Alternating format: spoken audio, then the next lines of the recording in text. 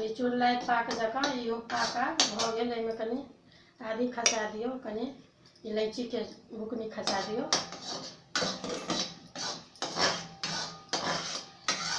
लोहिया छोड़ने दैया 2-3 मिनट में हो जाए।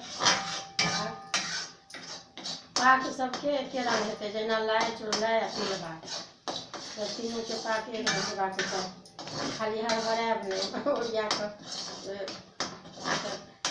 गुड़ सेक जाइ छै हाथमे तऽ कटि जाइ छै बढ़िआँ जकाँ। अपन जिनका देखबाक हुए तऽ कतेक लोक एनाहु कऽ कऽ देखै छथिन। हम तऽ एनामे हम अन्दाज नहि बुझलहुँ, ओना ई लोहिया जेना छोड़ि देलक तऽ बुझै छियै पाक भऽ गेल। कनि सेंट देबऽ लगै छै गहूँम गुड़के। आ फेर लाइन काटि दियौ, बना लिअ। ओकरा बाद फेर दोसर पाक करब तब फेर लाइन दऽ देबै।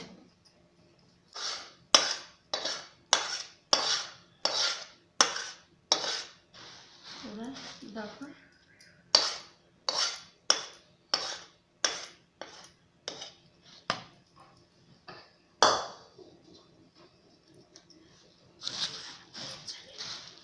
ओकरा बढ़िआँसँ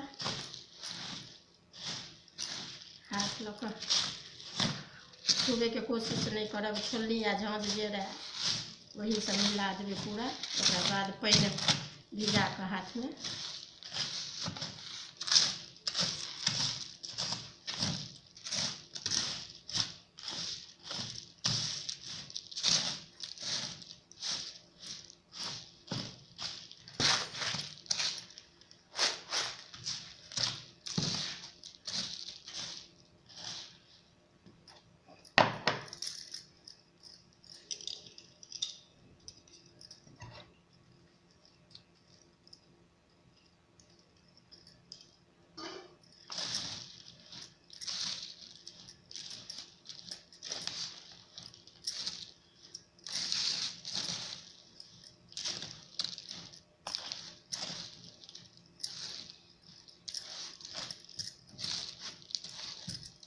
एना कऽ लेब। चूड़ा रहै या मुरही रहै, पानि हाथे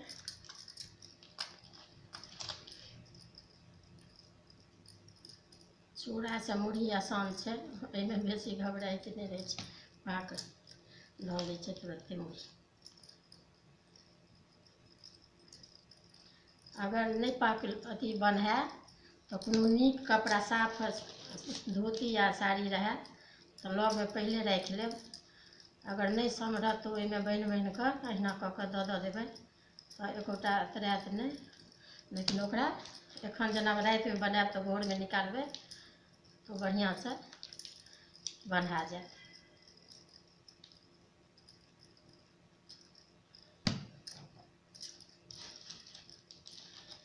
ई साइज अपन जेहन बनबै के मोन हुए तेहन छोट पैघ अपन बना सकै छी। धिया पुता वाली घर में सब रंग के बनेल।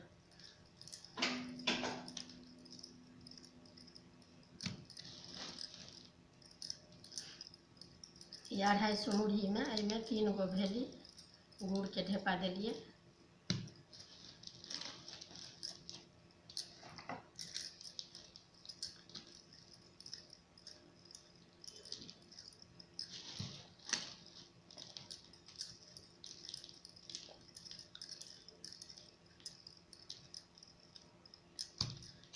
लाई तैयार, लाई चूर लाई भऽ गेल। आ तिलबा के पाक